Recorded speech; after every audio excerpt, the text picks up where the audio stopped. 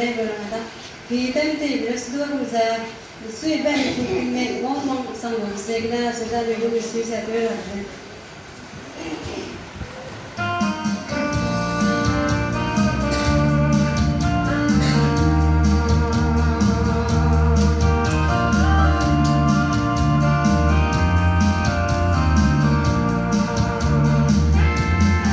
tình hoàng vũ và chăm sẽ tới sẽ đi đâu in nhà vùng bé vui hăng lòng gai xe vui hăng cha rất tâm sẽ đi đâu hăng ghé ít lòng lệ ít lòng lệ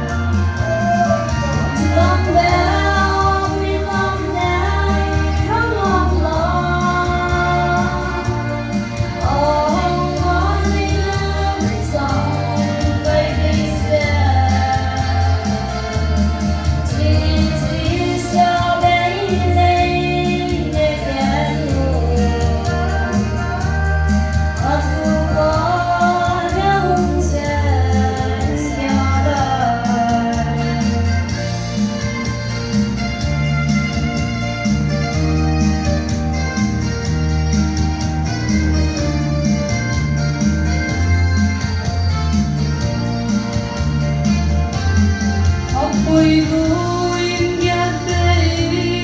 mình gái xe rằng lòng lo bên nhau thì bây giờ anh nói tiếng nghe nhau xuống như thằng về nắng về nghe vui vui như bom lệ